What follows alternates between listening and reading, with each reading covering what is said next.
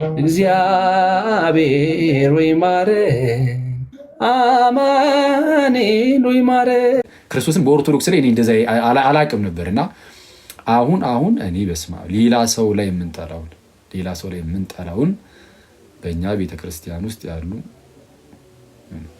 አደገኛ በጣም ችግር ያለባቸው እና እንደዛ ሰርቶ አየሁኝና በጊታሩ ያራ ያስፈልግም ነበር በክርስቶስ አንቺ ሴትዮ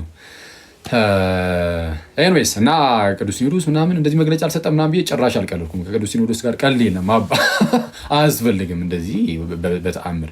ያው የኦቲሲ ቲቪ ያው አንድ ቴሌቪዥን ሆኖ የሆነ የአንድ ፕሮግራም ብቻ ነው ዝም ብለን እንዲሁ እንደመቃደድ ነገር አለን እና በዛ ምክንያት አሁን እንደ ቀልድ ራሱ የሆነ ነገር ስንል ስለሚቀየር ቆጠብ ብንበለ።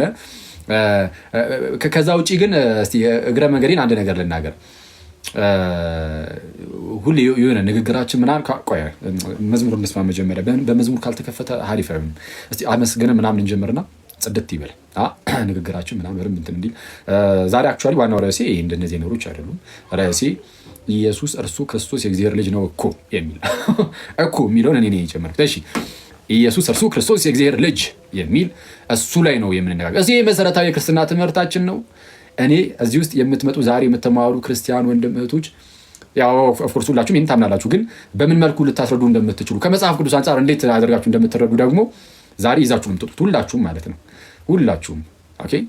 3-4 ነጥቦችን አሳያችሁና ኢየሱስ የእግዚአብሔር ልጅ ነው የሚለው ላይ ኦኬ፣ እሱን እነዚህን 3 ወይ 4 ነጥብ የምሰጣችሁን እነሱን በቃ እያንዳንዷን ነጥብ እቺን 3 ወይ 4 ነጥብ መያዝ ይከብዳል አይከብድም አይደል? ቢያንስ በቃ ከዚህ ቪዲዮ ቀጥሎ ማለት ነው ልክ ከዚህ ላይፍ ስንወጣ በቃ ዛሬ በነበረው የላይፍ ትምህርት ላይ ይህንን ትምህርቴን አውቄያለሁ ብለን እንድንወጣ ያደርገናል እና በክርስቶስ እንደማንደራደርም የምናሳይበት ነው። ኮመንት ላይ በክርስቶስ አንደራደርም በሉ ብላችሁ ደስ ይለኝ ነበር፣ ግን እንትን ይመስላል አልወድም። በዚህ ማለት ከፈለጋችሁ መብታችሁ ነው፣ ግን ለምሳሌ አንዳንድ ጊዜ መናፍቃን ቅጥል ሊበሉ እስቲ ማርያም በሉ ምናምን የሚል ሰው አልወድም። ማለት የሆነ መናፍቃን ቅጥል እንዲሉ አይደለም የወላዲት አምላክን ስም የምጠራው። ስለዛ እሱ ጥሩ አይደለም። ሙስሊም ወንድመቶ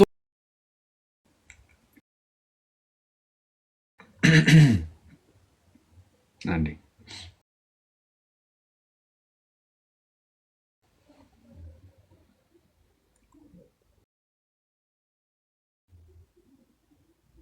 የገባ ነው እና ለምንድን ነው ይህንን ርዕስ ሲመረጥ ነው? እንዳልኳችሁ በዚህ በቪዲዮ ላይ እንዳስቀምጥኩላችሁ ዛሬ ቪዲዮ ሰርች አስቀምጫለሁ። ምናልባት ያላያችሁ ሰዎች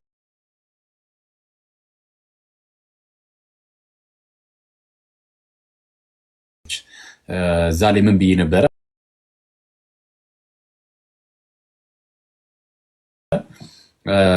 ያው እንግዲህ ስተባበራችሁ ቪዲዮ ቨርባል ኦራል በሆነ መልኩ እንደዚህ በቃል ደረጃ ከላይ ቀጥታ ቃል በቃል የመጣ ነው እና ቃል በቃል ከላይ እንዲህ እያለ ሲለው ይሉናል። የሚሰሙ ሰዎች ደግሞ ይጽፉታል። እሱ ሲናገር የሰሙትን ጽፈውታል። ስለዛ ይሄ ኪታብ ነው ማለት ነው፣ ወይ ሙስሐፍ መጽሐፉ እሱ በቃ መጽሐፍ ነው። ያ የተጻፈው ግን አይደለም።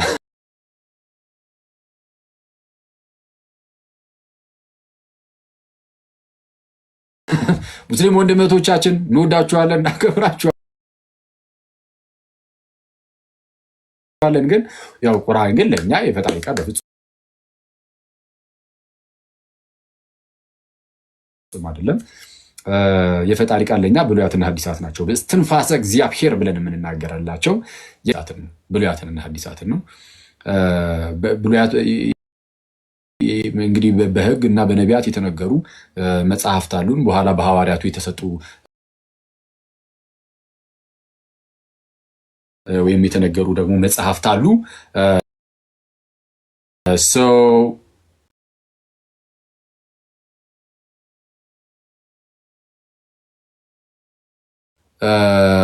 እነሱ እንደዚህ እንዳሉ ሆነው ከዚህ ውጪ ከዛ ምንድነው ቤተክርስቲያን ከተመሰረተች በኋላ ቃል ተብሎ ነው የተጻፈው። የቶማስ ወንጌል ተብሎ የለም እኮ የቶማስ ወንጌል እንቀበላለን። የእግዚአብሔር ቃል ነው ተብሎ ስለመጣ ነው። ያውም በቶማስ ስም በቅዱስ ቶማስ ስም የተጻፈ ማለት ነው። እንደዛ ስለተጻፈ ብቻ በቃ የእግዚአብሔር ቃል ነው። አክቹዋሊ የድንግል ማርያም ወንጌልም የማርያም ወንጌልም የሚባል አለ ሰርልናል ማለት ነው አይደል? ይሄ መብታችን ይሄ ይጠበቅላችኋል። ሰው ቁርአን የፈጣሪ ቃል ነው ብለን አናምንም፣ ግን ያው ሙስሊም ወንድም እህቶቻችን ያምናሉ እና በዚህ በሚያምኑት መጽሐፋቸው ላይ ክርስቲያኖች ይረገማሉ ኢነሴንስ አላህ ያጥፋቸው እያለ አላህ ይረግማቸዋል። ይረግመናል። አክቹዋሊ እኔም ክርስቲያን ነኝ ሲጣራ እና አላህ ያጥፋቸው እያለ አላህ ይረግመናል። አላህ ያጥፋቸው ያለበት ምክንያት ነው በጣም በሚያስገርም ሁኔታ ክርስቶስ የእግዚአብሔር ልጅ በማለታችን ነው። ክርስቶስ የእግዚአብሔር ልጅ ነው የሚለውን እኛ አይደለም እኮ ያመጣ ነው አይደል? የእምነታችን ጀማሪና ፈጻሚ ሊቀ ካህናትና ሐዋርያ የቤተ ክርስቲያናችን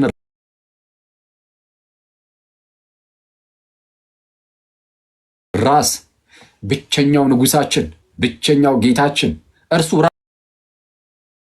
ራሱ ነው የእግዚአብሔር ልጅ እንደሆነ በግልጽ የተናገረው። ይህ ኢየሱስ የእግዚአብሔር ልጅ የሚለው ቃል እያሉ ነው።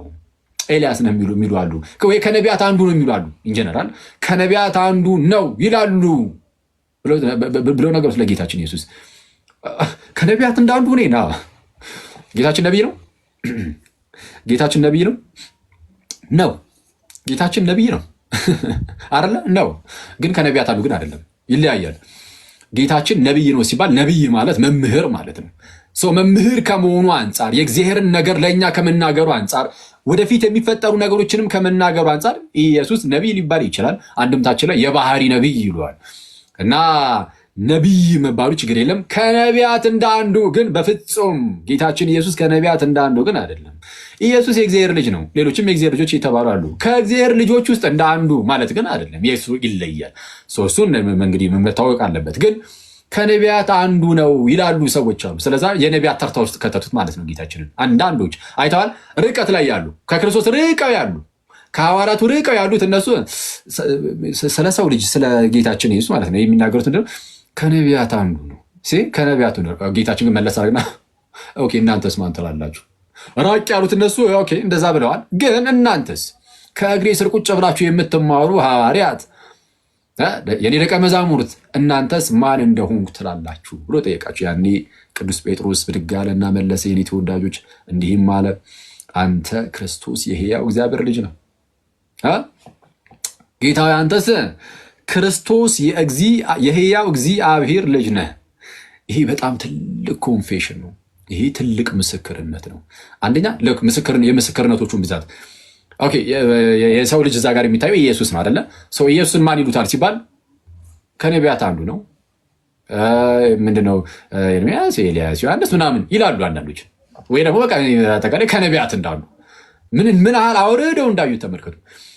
ይሄ አሁን ከሰማይ የሆነ መገለጥ አስተውሎ ራሱ አልተነገረላቸው። ይሄ ምድራዊ ነው። ይሄ ምድራዊ እውቀት ይባላል። ኢየሱስ ከነቢያት አንዱ ነው የሚለው እውቀት ምድራዊ እውቀት ነው። ሰማያዊው እውቀት ግን ጴጥሮስ ቀጣይ የተናገረው ነበር። ምክንያቱም ጌታችን ነግሮናል ሰማያዊ እውቀት እንደሆነ፣ ምድራዊ እንዳልሆነ፣ ከስጋና ደም ያልሆነ መገለጥ እንደሆነ ጌታችን ቀጠል አድርጎ ነገረን። ምን ብሎ? አንተ ክርስቶስ የሕያው እግዚአብሔር ልጅ ነህ አለ። ኦኬ አንተ ኢየሱስ አንተ አለው ኢየሱስ አንተ ክርስቶስ ነህ አለ። የመጀመሪያው ኮንፌሽን የመጀመሪያው ምስክርነት ክርስቶስ ማለት መሲህ ቅቡ ማለት ነው። ይጠበቅ የነበረው የዳዊት ልጅ ከወገብህ ፍሬ በዙፋን ላይ አኖራለሁ ተብሎ ስለ መሲሁ አስቀድሞ ተነግሯል። የምትጠበቀው መሲህ ኧረ አንተ ነህ አለ። አንተ ክርስቶስ ነህ። የኢየሱስን ክርስቶስነት መመስከር ትልቅ ኮንፌሽን ትልቅ ምስክርነት ነው። ኢየሱስ እርሱ ክርስቶስ እንደሆነ መመስከር፣ ኢየሱስ እርሱ ምን እንደሆነ ክርስቶስ ቅቡ ይጠበቅ የነበረው መሲህ እርሱ እንደሆነ መሰከረ። ግን እዚህ ላይ ብቻ ግን አላበቃም። አዎ አንተ ኢየሱስ ክርስቶስ ነህ። ክርስቶስ መሲሁ አንተ ነህ። ግን መሲሁ ብቻ አይደለም፣ ይህ ይመጣ ዘንድ ያለው መሲህ ግን የሕያው እግዚአብሔር ልጅ ነው። በባህሪው የማን ልጅ ነው? የሕያው እግዚአብሔር ልጅ ነው። የሕያው እግዚአብሔር ልጅ ነው። ይሄ ትልቅ ምስክርነት ነው። ከዛን ጌታችን መለስ አደረገና ምን ቢለው ጥሩ ነው? ያው የዮና ልጅ ስምዖን ሆይ ያለው ጴጥሮስ ጌታችንን የማን ልጅ ነበር ያለው? ጴጥሮስ ጌታችንን የማን ልጅ አለው? የሕያው እግዚአብሔር ልጅ። ጌታችን ግን መለስ አደረገና ጴጥሮስ የሕያው እግዚአብሔር ልጅ አላለው። ጴጥሮስን የሕያው እግዚአብሔር ልጅ አላለው። አሁን ጌታችን የሕያው እግዚአብሔር ልጅ ሲባል ባህርያዊ ልጅነቱ ነው። ስለዚህ አሁን በባህርያዊ ልጅነት ስለሆነ እየተጠራሩ ያሉት ይላል ማን? ቅዱስ ዮሐንስ አፈወርቅ። ይህንን የመጽሐፍ ቅዱስ ክፍል ሲተረጉም ማለት ነው ምን ይለዋል? ልክ አንተ ክርስቶስ የሕያው እግዚአብሔር ልጅ ነህ ሲለው ጴጥሮስ ጌታችን ደግሞ መለስ ያደርግና የዮና ልጅ ስምዖን ሆይ፣ የሕያው እግዚአብሔር ልጅ ስምዖን ሆይ ሳይሆን የዮና ልጅ። ጴጥሮስ የእግዚአብሔር ልጅ ነው ማለት አይሁዳውያን የእግዚአብሔር ልጅ እንደሆኑ ይናገራሉ በጣም በብዙ ክፍል። ኦኬ እግዚአብሔርን አባታችን ይሉታል እና የእግዚአብሔር ልጆች ነን እኛስ አባታችን አንድ እግዚአብሔር ነው እያሉ ተናግሯል። ዮሐንስ ወንጌል ምዕራፍ 8 ላይ አይተናል። ግን የክርስቶስ ግን ለየት ያለ ነው፣ ባህርያዊ ነው እና እሱን አሳያቸዋለሁ። እና ጴጥሮስን ሲናገር ብሏል የዮና ልጅ አለው። በስጋ የሚወልደውን አባቱን ጠራ። ዮና የጴጥሮስ አባቱ ነው። የኬፋ የጴጥሮስ አባቱ ማን ይባላል? ዮና። የዮና ልጅ ስምዖን ሆይ ይህንን ስጋና ደም አልገለጠልህም አለው። የትኛውን? አንተ ክርስቶስ የሕያው እግዚአብሔር ልጅ ነህ የሚለውን ይህንን ስጋና ደም አልገለጠልህም፣ ይህንንስ በሰማይ ያለ አባቴ እርሱ ገለጠልህ እንጂ። አንተ ጴጥሮስ ነህ፣ በዚች ዓለት ላይ ቤተ ክርስቲያኔን መሰረታለሁ፣ መንግስቴን መሰረታለሁ። ቤተ ክርስቲያን የክርስቶስ መንግስት ናት። መንግስቴን መሰረታለሁ። ኢየሱስ መንግስት አለው። ባይዜ እዚህ ምድር ላይ ኢየሱስ መንግስት አለው። ንጉስ ነው ኢየሱስ ንጉሳችን ነው። በዚች ዓለት ላይ ቤተክርስቲያኔን እመሰርታለሁ ማለት መንግስቴን እመሰርታለሁ እንደማለት። ልክ ቆላሲስ ምዕራፍ 13 ላይ ወደ ፍቅሩ ልጅ መንግስት አፈለሰን ይላል አይደል? ወደ ፍቅሩ ልጅ መንግስት አፈለሰን ይላል። ያፈለሰን ወደ ቤተክርስቲያን ወደ ፍቅሩ ልጅ መንግስት አፈለሰን። ዝቅ ብሎ ቁጥር 18 ላይ እርሱም የአካሉ ማለትም የቤተክርስቲያን ራስ ነው ይላል። እርሱም ይላል ክብር ሁሉ ለእርሱ ይሁንና የሰማይም የምድርም ጌታ ፈጣሪ ብቸኛው ገዢ ጌታችን ኢየሱስን ማለት ነው። እርሱ የአካሉ ይልና ማለትም የቤተ ክርስቲያን ራስ ነው ይላል። ራስ ነው። ስለዛ ልክ ኤፌሶን ምዕራፍ 1 ቁጥር 23 ላይ እንደተነገረው ለቤተክርስቲያን ራስ እንዲሆን ሰጠው ይላል። ሁሉን ከእግሩ በታች ካስገዛለት በኋላ ለቤተክርስቲያን ራስ እንዲሆን ሰጠው። እርሷም ሁሉም በሁሉ የሚሞላ ሙላቱ ናት ይላል። ቤተክርስቲያን ማለት ነው። ለቤተክርስቲያን ራስ እንዲሆን ሰጠው። ሁሉን ከእግሩ በታች ካስገዛለት በኋላ ለቤተክርስቲያን ራስ እንዲሆን ሰጠው። ስለዛ ንጉስ እንዲሆን ለማን? ለቤተክርስቲያን መንግስቱ ናት። ወደ ፍቅሩ ልጅ መንግስት አፈለሰን ማለት ወደ ቤተክርስቲያን አፈለሰን፣ ጨመረ፣ ወደ አካሉ ጨመረን። ጋይስ እናንተ አሁን ክርስቲያን ወንድም እህቶቼ በጌታችን በክርስቶስ ኢየሱስ አካል ውስጥ ናችሁ። በጌታችን በክርስቶስ ኢየሱስ መንግስት ውስጥ ናችሁ ማለት ነው። መንግስት ውስጥ ነን ማለት ነው። ስለዚህ አሁን በመንግስት ውስጥ ስንኖር በመንግስት ውስጥ ምን አለ? ንጉስ አለ። ንጉስ የሌለበት ምንድን ነው? መንግስት የለም። ያለ ንግስና መንግስት አለ እንዴ? የለም።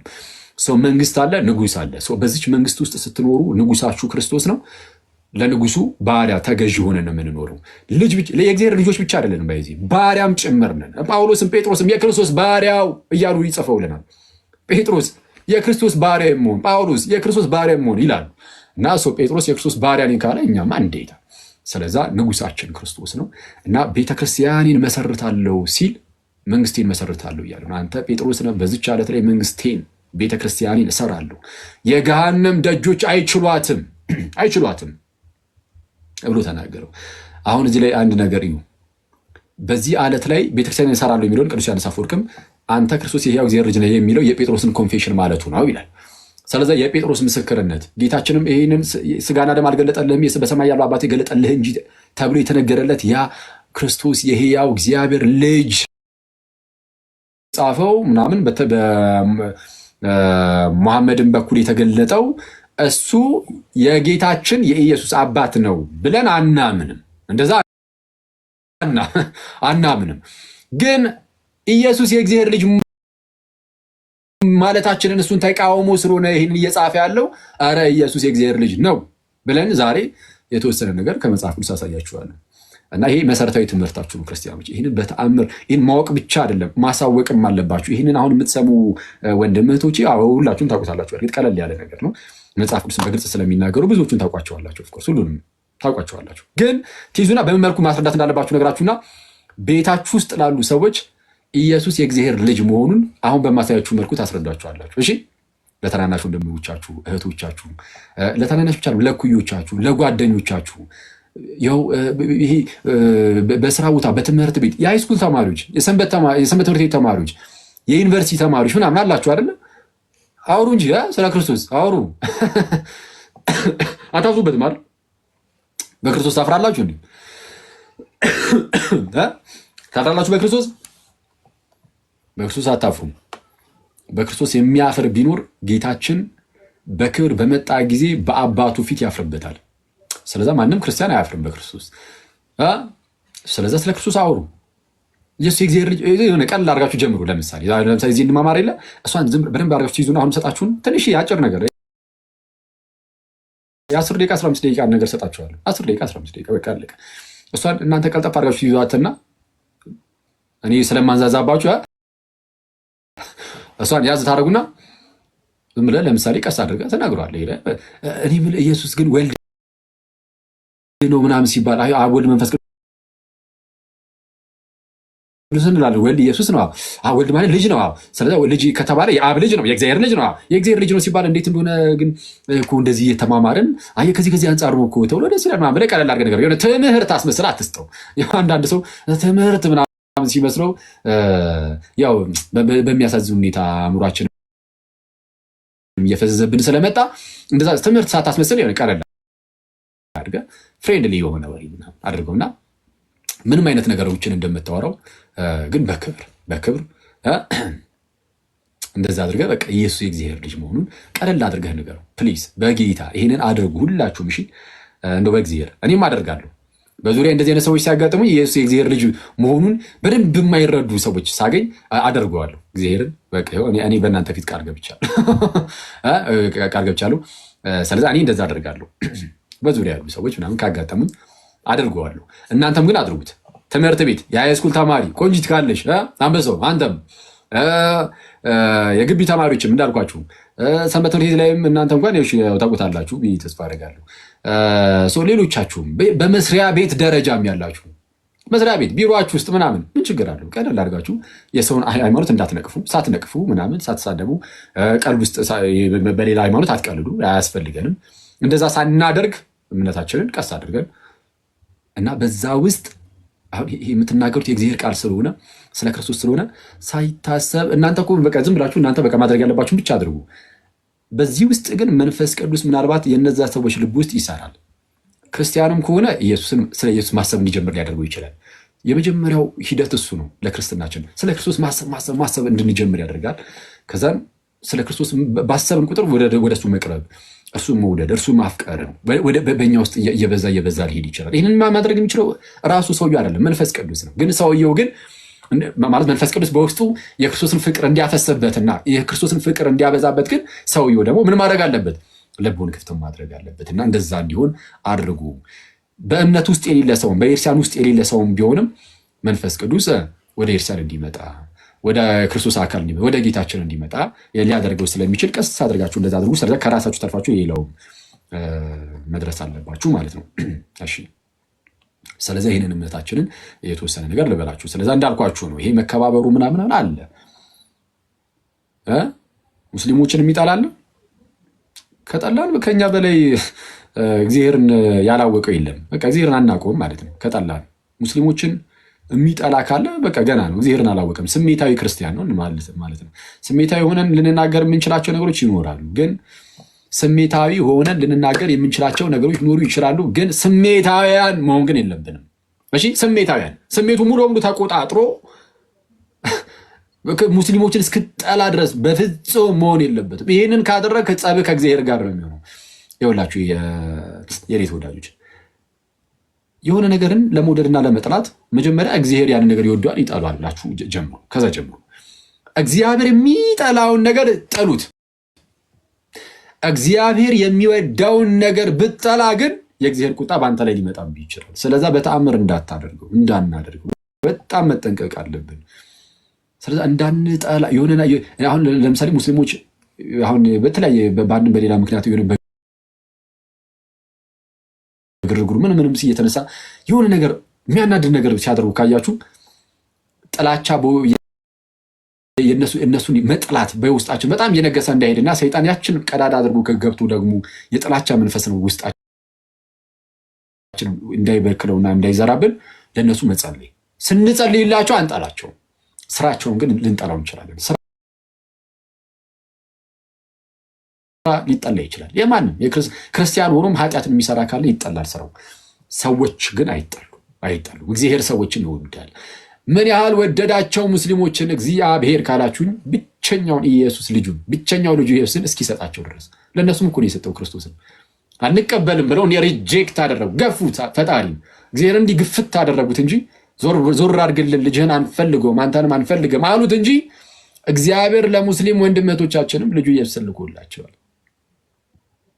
ስለዚህ ይህንን የላከላቸውን ኢየሱስን ደግሞ እንዲቀበሉት ልንጸልይ ይገባል። ጥላቻ ግን ከኛ ይራቅ። ስለዚህ ጥላቻ መኖር የለበትም፣ ማክበር አለብን። የምናደርጋቸውን ነገሮች ሁሉ በትህትና በፍቅር በየዋህነት ልናደርግ ይገባል። ይህ ግን ይሄ በዕለት ተዕለት ኑሯችን ያለው ይሄ መቻቻሉ መከባበሩ ይሄ ግዴታ ነው አይደል? ያስፈልጋል። ፕሊዝ በጌታ እዚህ ምድር ላይ መሬት ላይ ልክ ስትኖሩ ሙስሊሞችን አይታችሁ አሁን በተለያየ አጋጣሚ በሚዲያውን በሚነሱ ግርግሮች ምክንያት ለነሱ የሆነ ጥላቻ ነገር ማሳየት እንዳትጀምሩ፣ እንደው በጌታ እንዳንጀምሩ። ይሄ ነው በጣም የሚያስፈራው። እኔ ፕሮቴስታንቲዝም ላይም ስሰራ ክርስቶስን በጣም የሚያስፈራኝ አንዱ ነገር ይሄ ነው።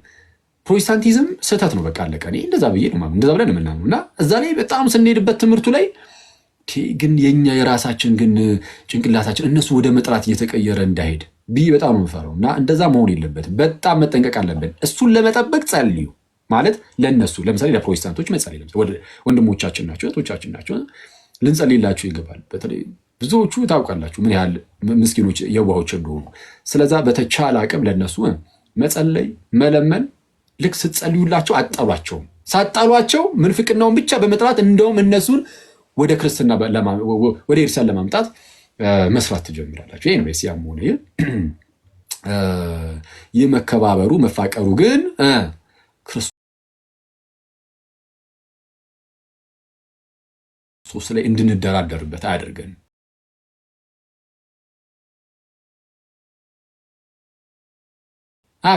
በፍጹም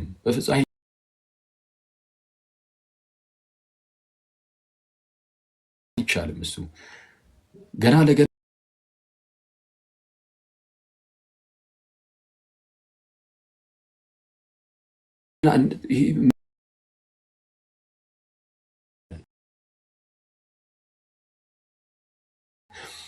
እንዲህ ብለህ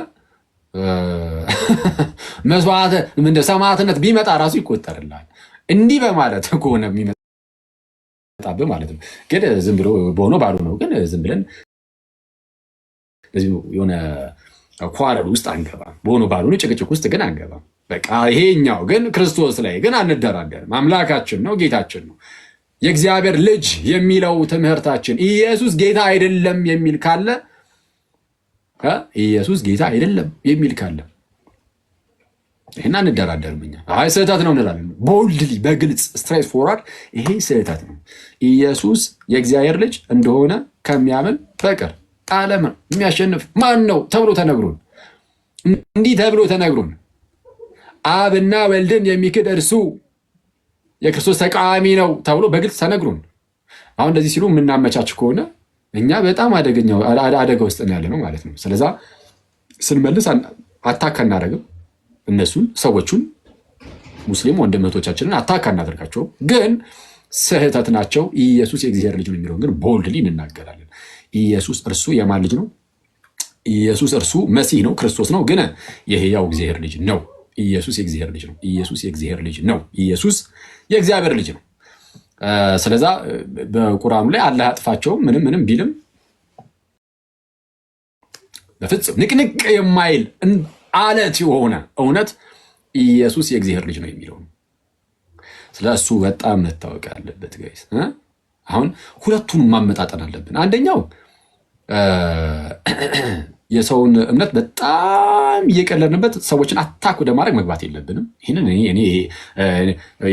የኔ አፕሮች ያ ነው። በቃ እኔ ብቻ ሳይሆን በክርስትናው አፕሮች ፕሪንስፕላችን ሰዎችን ማብሸቅ የለብንም። በጣም መጠንቀቅ አለብን። ግን ያው ስሜታዊ ስለምንሆን በጣም ይሄ ማብሸቅ ነገር እኛ ላይ ሲመጣብን ሲያበሽኩን፣ ጌታችንን ሲሳደቡብን፣ አምላካችንን ሲሳደቡብን ምን የእናንተ ይኸው ባይሆን የራሳችሁ መጽሐፍ ላይ እንደዚህ ይሌለ እንደ እያልን አሁን ተለያዩ ሰዎች በጣም በስፋት እንደዚህ አደርጉ የለ እንግዲህ ከመጣው አንጻር በቃ እንደዛ አደረግን። ግን አዘ ፕሪንሲፕል ግን እንደ ፕሪንሲፕል ግን በቃ በየዋህነት ሰዎችን ባለማብሸቅ በቃ እንደዛ እናደርጋለን። ያንን እንይዝና ግን ደግሞ በጣም ለጠጠ ነው ግን እንዳይበሽቁ ብለን ግን የኢየሱስን የእግዚአብሔር ልጅነት ጸጥ፣ የኢየሱስን አምላክነት፣ የኢየሱስን ጌትነቱን፣ የስላሴና የአምላካችን የእግዚአብሔርን ስሉስ አካልነት ጸጥ ምናምን ልንል ግን አንችልም። ስለዛ የሆነ አንደኛውን ጫፍ ብቻ ሳንለጠጥ እንደዚህ መካከል ላይ ሆነን በዚህ መልኩ ነው ማስቀመጥ ያለብን ብዬ አስባለሁ። እሺ፣ ስለዚህ አሁን ሰብሰብ ስትሉ ከጓደኞቻችሁ ጋር ምናምን የምትማማሯትን ነገር ልስጣችሁ፣ በምን መልኩ እንደምትነግሯቸው ኢየሱስ የእግዚአብሔር ልጅ እንደሆነ ከመጽሐፍ ቅዱስ ለማሳየት ማለት ነው። እንግዲህ ኢየሱስ የእግዚአብሔር ልጅ ነው አይደለም ከሚለው ጋር በተያያዘ ብዙ ሰዎች የሚያነሱት ነገር ምን መሰላችሁ? አይ ኢየሱስ የእግዚአብሔር ልጅ አይደለም የሚሉና በተለይ በእስልምና ውስጥ ያሉ ወንድሞቻችን ምናምን ግን መጽሐፍ ቅዱስ ላይ እኮ የእግዚአብሔር ልጅ እንደሆነ ይናገራል ስትሏቸው በግልጽ ኢየሱስ የእግዚአብሔር ልጅ እንደሆነ መጽሐፍ ቅዱስ ይናገራል ስትሏቸው አይ ኖ እሱ እኮ ሌሎችም ፍጥረታት የእግዚአብሔር ልጅ ተብሏል፣ ለሌሎችም ፍጥረታት አብ አባት ተብሏል።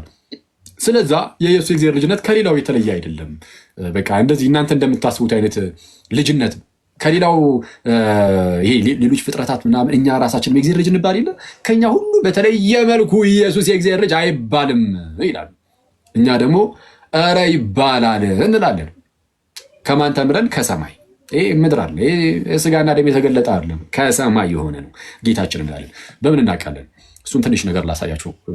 ይሄ ኖርማል ምድር ላይ ያሉ ሰዎችም ፍጥረታት የእግዚአብሔር ልጅ እንደሚባሉ እንግዲህ በጣም ብዙ ማሳያዎች አሉ። ዘፍጥረት ምዕራፍ 6 ላይ ለምሳሌ በሴት በኩል የሚመጡ ዘሮች ማለት ነው። አዳም ሴትን ይወልድና ከዛን በሴት በኩል የሚመጡት ትውልዶች አሉ፣ በቃየል በኩል የሚመጡ ደግሞ ትውልዶች አሉ። እና በሴት በኩል የሚመጡ ትውልዶችን ዘፍጥረት ምዕራፍ 6 ቁጥር 2 ላይ የእግዚአብሔር ልጆች ብሏቸዋል። የእግዚአብሔር ልጆች። ኢሳያስ ምዕራፍ 63 ቁጥር 16 ላይም ምን ይላል? አንተ አባታችን ነህ፣ ስምህም ከዘላለም ታዳጊያችን ነው ይላል። አንተ አባታችን ነህ፣ ሰው አባታችን ተብሏል እግዚአብሔር።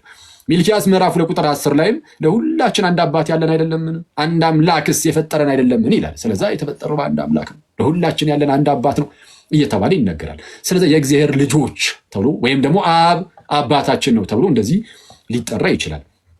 መላእክትም የእግዚአብሔር ልጅ ተብለዋል። መላእክት በኢዮብ ምዕራፍ 1 ቁጥር 6 ላይ ትንቢተ ኢዮብ መጽሐፈ ኢዮብ ምዕራፍ 1 ቁጥር 6 ምዕራፍ 2 ላይም ከዕለታት በአንድ ቀን የእግዚአብሔር ልጆች በእግዚአብሔር ፊት ለመቆም መጡ ይልና ከዕለታት በአንድ ቀን የእግዚአብሔር ልጆች በማን ፊት? በእግዚአብሔር ፊት ለመቆም መጡ። በእግዚአብሔር ፊት የሚቆሙት መላእክት ናቸው አይደለ? በእግዚአብሔር ፊት የሚቆመው እኔ ገብርኤል ነኝ እንዳለ ሰው በእግዚአብሔር ፊት ለመቆም መጡ ይልና በመካከላቸው ማን ነበረ? በመካከላቸውም ሰይጣን ነበረ። ሰይጣን ደግሞ በመካከላቸው መጣ ይላል። ኢዮብን ለመፈተን ፍቃድ ሊወስድ ማለት ነው ከእግዚአብሔር። ስለዚህ የእግዚአብሔር ልጆች ተብሎ ደግሞ እንደዚህ ይጠራሉ። መላእክት የእግዚአብሔር ልጆች ተብለዋል። ሰዎች የእግዚአብሔር ልጆች ተብለዋል። አይሁዳውያን የእግዚአብሔር ልጆች ተብለዋል። ቅድም እንዳልኳችሁ ዮሐንስ ምዕራፍ 8 ላይም አንድ አባት አለን እርሱም እግዚአብሔር ነው ብለው አይሁዳውያን ሲናገሩ አይተናል። ታዲያ የጌታችን በምንድን ነው የሚለየው ከተባለ አጠር አድርጌ ነው የምነግራችሁ። የመጀመሪያው በመጽሐፍ ቅዱሳችን ላይ የእግዚአብሔር የገዛ ልጁ ተብሎ የተጠራ ከጌታችንና ከመድኃኒታችን ከኢየሱስ ክርስቶስ በቀር ማንም የለም።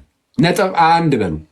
ነጥብ 1 የእግዚአብሔር የገዛ ልጅ፣ የእግዚአብሔር የገዛ ልጁ his own son፣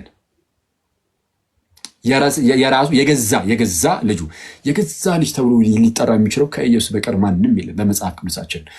አብም የገዛ አባቱ ተብሎ ለኢየሱስ ካልሆነ በስተቀር ሌላ ለማንም ሊጠራ አይችልም። በመጽሐፍ ቅዱሳችን ላይ ኢየሱስ የእግዚአብሔር የገዛ ልጁ ተብሎ ተጠርቷል ብቻው፣ ሌላ አይጋራውም ይሄንን አገላለጽ። ምክንያቱም የገዛ የሚለው ቀጥታ ከእርሱ የተገኘ እንደሆነ ስለሚያሳይ የገዛ ነው የሚለው። ማስረጃ ሮሜ ምዕራፍ 8 ቁጥር 32 ላይ እንዲላል ለገዛ ልጁ ያራራለት ነገር ግን ስለ ሁላችን አሳልፎ የሰጠው እንዲያ ሁሉን ነገር ከእርሱ ጋር እንዴት አይሰጠንም ይላል። ለማን ያራራ? ለገዛ ልጁ ያራራለት። ሰው ለገዛ ልጁ ያራራለት ካለ ኦኬ፣ ሰው ኢየሱስ የገዛ ልጁ ነው።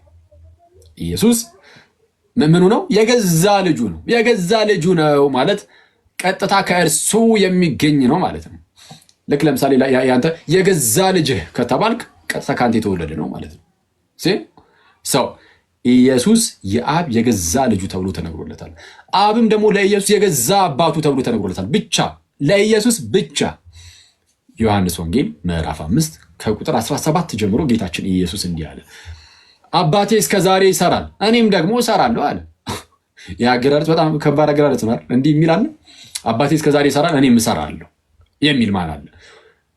ማንም የለም ከማን በቀር የገዛ ልጁ ከሆነው ከጌታችን በስተቀር። እና እንደ ሰው አባቴ እስከ ዛሬ ይሰራል እኔም ደግሞ እሰራለሁ አለና ዝቅ አለና እዛው ቁጥር 18 ላይ ቀጣይ ቨርስ ማለት ነው።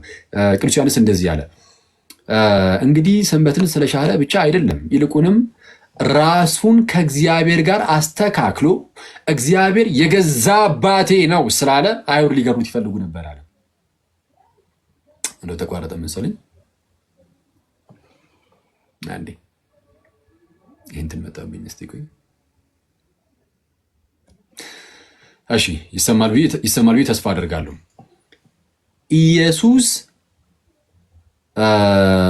እንግዲህ ሰንበትን ስለሻረ ብቻ አይደለም ይልቁንም ራሱን ከእግዚአብሔር ጋር አስተካክሎ ራሱን ከእግዚአብሔር ጋር ምን አድርጎ አስተካክሎ እኩል አድርጎ ራሱን ከእግዚአብሔር ጋር እኩል አድርጎ እግዚአብሔር ምን ነው ይላል የገዛ አባቴ ነው ስላለ አይሁድ ሊገድሉት ይፈልጉ ነበር ያለ። አብዝተው ይፈልጉት ነበር። እግዚአብሔር ምን ነው ስላለ መጽሐፍ ቅዱሳችሁን ገልጣችሁ ታነበው እግዚአብሔር አባቴ ነው ስላለ ተብሎ ተተርጉሞ ልታገኙ ትችላላችሁ። አማርኛው ላይ ግን ትክክለኛው ትርጉም የገዛ አባቴ ነው የሚል። ብዙዎቹ የእንግሊዝኛ ቨርዥኖች ጥሩ ናቸው። ሂዝ ኦውን ፋደር ይላል ወይም ማይ ኦውን ፋደር። የገዛ አባቴ አለ።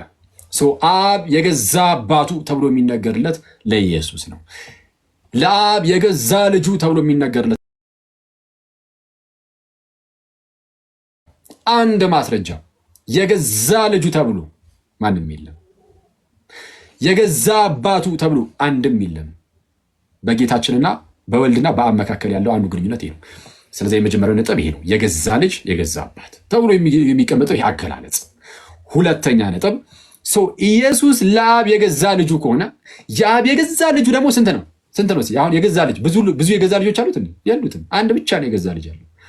ስለዛ ብቸኛ ልጁ ነው ኢየሱስ ለአብ። ከዚህ አንጻር ማለት ነው የገዛ ልጅ የሚለው ለየት ያለ ስለሆነ ምንድነው የገዛ ልጅ የሚለው ለየት ያለ አገላለጽ ስለሆነ ወይም ደግሞ ለየት ያለ ልጅነት ከራስ የተገኘ አይነት ልጅነት ስለሆነ በእንደዚህ አይነት ልጅነት ደግሞ አብ ስንት ልጅ አለው ከተባለ አንድ ብቻ። እኛው ልጆቹ ነን፣ ግን የገዛ ልጆቹ አይደለንም። የገዛ ልጅ አንድ ብቻ ነው ያለው፣ እርሱም ጌታችንና መድኃኒታችን ኢየሱስ ክርስቶስ ይባላል። ኢየሱስ ብቻ ነው የአብ ልጅ። ማስረጃ ዮሐንስ ወንጌል ምዕራፍ 1 ቁጥር 14 ላይ ቃልም ሥጋ ሆነ በእኛም አደረ ጸጋንና እውነትንም የተመላ ነው ይልና አንድ ልጅም ከአባቱ ዘንድ እንዳለ ያለውን ክብሩን አየን አለ። ስንት ልጅ? አንድ ልጅ። ከብዙዎች መካከል አንዱ ልጅ አይደለም፣ ብቸኛ ልጅ ማለት ነው። ሂዝ ኦንሊ ቢጋትን ሰን ማለት ነው። ኦንሊ ቢጋትን ሰን፣ ኦንሊ ቢጋትን ሰን፣ ብቸኛ ልጅም አንድያ ልጅም፣ ብቸኛ አንድያ ልጅ፣ አንድ ልጅም አለ። ብቸኛ ልጅ አለ። እኛስ ልጆቹ አይደለንም? ለአብ ነን፣ ግን የክርስቶስ ልጅነት ይለያል። የገዛ ልጁ ነው ኢየሱስ። ለአብ የገዛ ልጁ ከእርሱ የሚገኝ የሆነ ልጁ፣ በስጦታ የተሰጠው አይደለም፣ የገዛ የሆነ ልጁ እንደዛ በመሆኑ ምክንያት ብቸኛ ልጁ ነው። ተጨማሪ ማስረጃ ዮሐንስ ወንጌል ሰው ምዕራፍ 1 ቁጥር 18 ላይ ከቁጥር 17 ጀምሮ ሕግ በሙሴ ተሰጥቶ ነበረ፣ ጸጋና እውነት ግን በጌታ በኢየሱስ ሆነ ይልና መቼም ቢሆን እግዚአብሔርን ያየው አንድስ እንኳ የለም፣ በአባቱ እቅፍ ያለ አንድ ልጁ እርሱ ግን ተረከው ይላል። በአባቱ እቅፍ ያለ አንድ ልጁ። አንድ ልጁ ማለት ከብዙዎች መካከል፣ አሁንም ደግሞ ያለው ከብዙዎች መካከል አንዱ ማለት አይደለም። ሂዝ ኦንሊ ቢጋትን ሰን ነው የሚለው፣ ብቸኛ ልጁ አንድ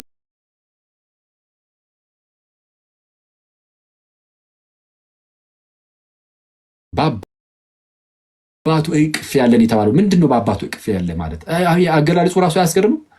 በእርሱ እቅፍ ያለ እና እቅፍን ከመተረክ ጋር አገናኝቶታል። እግዚአብሔርን ያየው አንድስ እንኳን የለም ተባለ።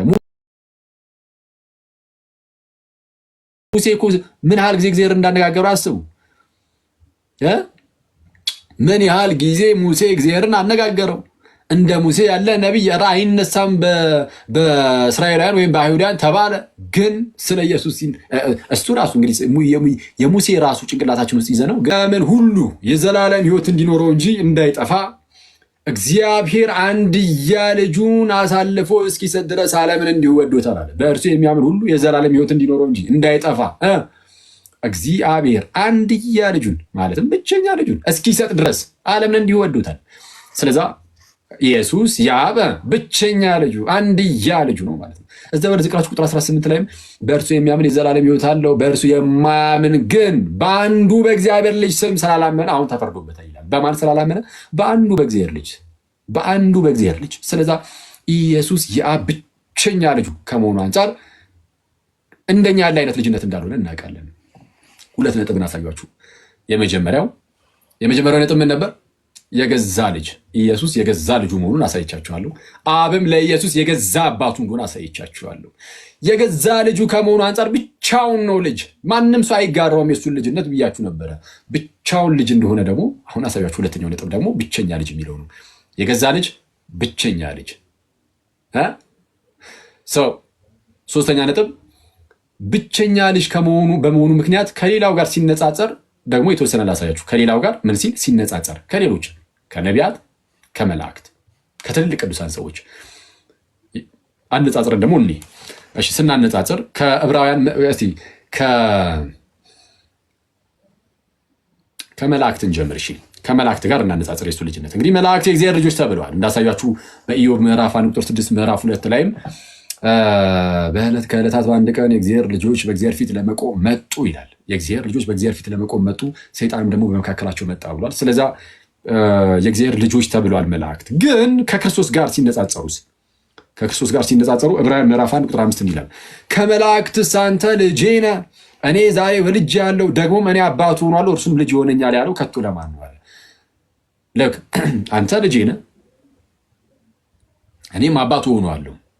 ኦኬ፣ ከመላእክትስ አንተ ልጄ ነህ፣ እኔ ዛሬ ወልጄሃለሁ፣ ደግሞም እኔ አባቱ ሆናለሁ፣ እርሱም ልጅ ይሆነኛል ከቶ ለማን ብሏል? ከመላእክት ለማንም አላለም ተባለ። ልጄ ምናምን ነው አላለም። ከመላእክት ለማንም አላለም ማለት ከማን በቀር? ከክርስቶስ ጋር የሚያነጻጽረው መላእክትን እዚህ ክፍል ላይ መላእክትን ከክርስቶስ ጋር እያነጻጸረው ነው። የእግዚአብሔር ልጅ ከሆነው ከጌታችን ኢየሱስ ለማን ብሏል? ከመላእክትስ አንተ ልጄ ነህ፣ እኔ ዛሬ ወለድኩ፣ እኔ አባቱ ሆናለሁ፣ እርሱም ልጅ ይሆነኛል ከቶ ለማን ብሏል? ለማንም እኮ አላለም። ይህንን እኮ ልጁ ኢየሱስ ብቻ ነው እኮ የያዘው አለ። ስለዛ ኢየሱስ ልጅ ሲባል አብረው መላእክት ከክርስቶስ ጋር ልጅ አይባሉም። ለመላእክት መች ተባለላቸው ተባለ። አየህ፣ አስወጣቸው መላእክትን። ኢየሱስ ልጅ ሲባል መላእክት አብረው ቅዱስ ሚካኤል፣ ቅዱስ ገብርኤል አብረው ልጅ አይባሉ ከክርስቶስ ጋር። የክርስቶስ ልጅነቱ ይለያል። ስለዛ ምን አለ ቀጠል አድርጎ ደግሞም በኩሩን ወደ ዓለም ሲያገባ፣ በኩሩን ልጁን ወደ ዓለም ሲያገባ በስጋ ወደ ዓለም ገብቶ የለ ጌታችን ልጁ በስጋ ወደ ዓለም ገባ። እሺ ሲያገባ የእግዚአብሔር መላእክት ሁሉ ለእርሱ ይስገዱ ይላል። አረ በስመ አብ! ይሄ በጣም ፓወርፉል ነው። ለክ ከመላእክትስ አንተ ልጄ ነህ፣ እኔ ዛሬ ወለድኩ፣ እኔ አባቱ ሆናለሁ፣ እርሱም ልጅ ሆኛል ለማን ብሎ ነበረ? አላለም እኮ አለና ደግሞ በኩሩን ወደ ዓለም ሲያገባ፣ እንደውም በኩሩን ወደ ዓለም ሲያገባ አለ ልጁን ወደ ዓለም ሲያገባ የእግዚአብሔር መላእክት ሁሉ ለእርሱ ይስገዱ ይላል። ለልጁ ንጽጽሩን ያያችሁት ነው። ኢየሱስ የእግዚአብሔር ልጅ ነው። መላእክት የእግዚአብሔር ባሪያ ናቸው። ከልጅነት አንጻር ሲነገር አብረው ልጅ አይባሉም መላእክት። ስለዚህ አሁን ንጽጽሩን ይዩት። ኢየሱስ ነው የእግዚአብሔር ልጅ የሚባለው። እንደውም መላእክት ወደ ዓለም በኩሩ ሲገባ የሚሰግዱ ናቸው። ለማን? ለበኩሩ፣ ለልጁ ለኢየሱስ አይደል ያለው? ደግሞም በኩሩን ወደ ዓለም ሲያገባ የእግዚአብሔር መላእክት ሁሉም ለእርሱ ይስገዱ ይላል። ማነው ለክርስቶስ የሚሰግደው አለ? ወይም ለበኩሩ ለልጁ ለእግዚአብሔር ልጅ የሚሰግደው ማነው አለ? የተወሰኑ መላእክት ሚካኤልና ገብርኤል፣ ቅዱስ ሚካኤልና ቅዱስ ገብርኤል ነው። መላእክቱ የእግዚአብሔር መላእክት የተባለ ሁሉ የእግዚአብሔር መላእክት ሁሉም ለእርሱ ይስገዱ። በስመ አብ! ጌታችን እንዴት ያለ ክብር ነው ያለው! አስባችሁታል? በእግዚአብሔር ስም የእግዚአብሔር መላእክትን አስቧቸው ጋይስ፣ ምን አይነት ክብር እንዳላቸው። መናፍስት ናቸው እና እነዛ መናፍስት የእግዚአብሔር መላእክት እነዛ ኃያላን እነዛ ሁሉም ይላል ባይዜ ይሰመርበት፣ ሁሉም ለኢየሱስ ይሰግዳሉ፣ በኢየሱስ ፊት የሚንበረከኩ ናቸው። ኧረ በስመ አብ! ክብር ሁሉ ለጌታችን በእውነት እና ከመላእክት አንተ ልጄ ነህ፣ እኔ ዛሬ ወለድኩ፣ እኔ አባቱ ሆናለሁ፣ እርሱም ልጅ ይሆነኛል። ከቶ ለማንም ደግሞ በኩሩን ወደ ዓለም ሲያገባ የእግዚአብሔር መላእክት ሁሉም ለእርሱ ይሰግዳሉ ይላል። ስለዚህ አሁን በንጽጽር ደረጃ መላእክት እንኳን አብሮት ልጅ አይባሉም ተባለ። የእርሱ ልጅነት ከፍ ያለ ነው፣ ለየት ያለ ነው። መላእክትን ሁሉ የሚያሰግድ ነው። መላእክት ሁሉ የሚያመልኩት ጌታ ነው፣ ኢየሱስ ማለት ነው፣ የእግዚአብሔር ልጅ ማለት ነው። ሰው ንጽጽሩ ከመላእክት አንጻር ስታነጻጽሩት ይኸው ተመልከቱ። እሺ ሁለተኛ ከሙሴ አንጻር እናደርገው። ሙሴ እንዳንተ ያለ ነቢይ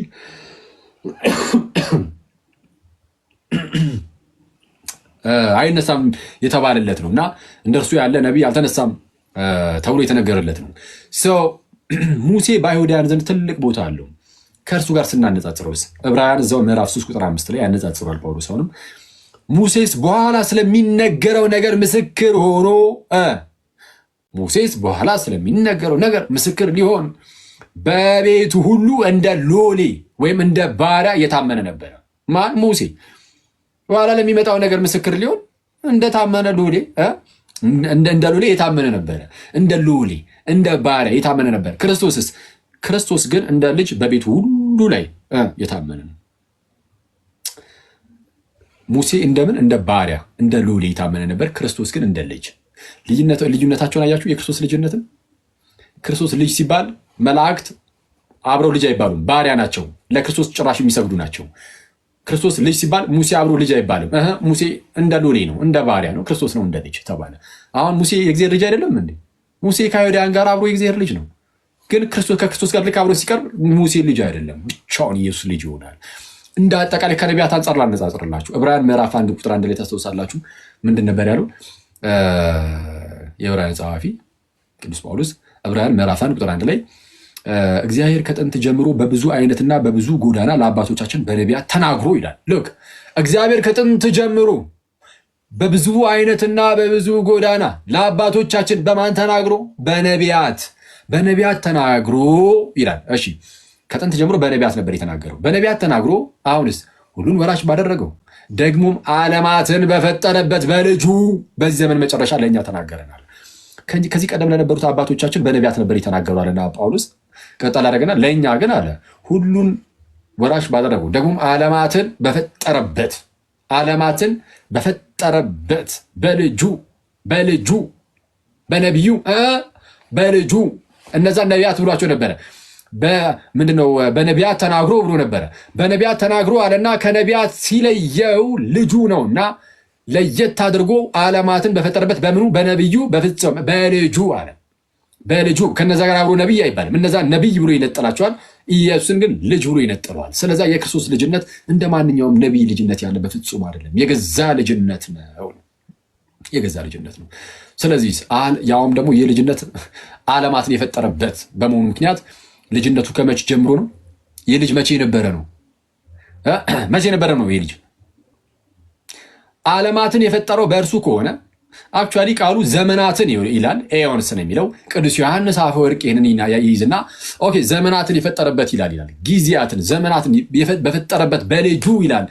ጊዜ እንኳን የተፈጠረው በልጁ ነው። በልጁ ጊዜ ከተፈጠረ እንግዲያውስ ልጁ ከጊዜም ቀደም ብሎ ነበረ።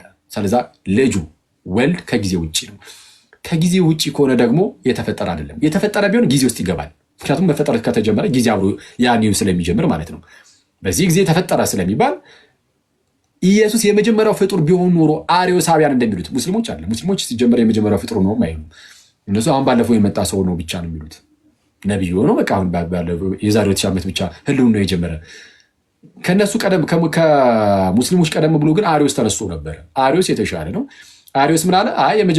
የተሻለ ነው ስላችሁ ከዛ አንጻር ማለት ነው። አስቀድሞ የነበረውን ህልውና ቢያንስ ያውቃል እንጂ አርዮስም የተረገመ መናፍቅ ነው እና እርጉም መናፍቅ ነው። እሺ እና አርዮስ ምን ይል ነበረ? መጀመሪያ አብ ኢየሱስን ፈጠረ።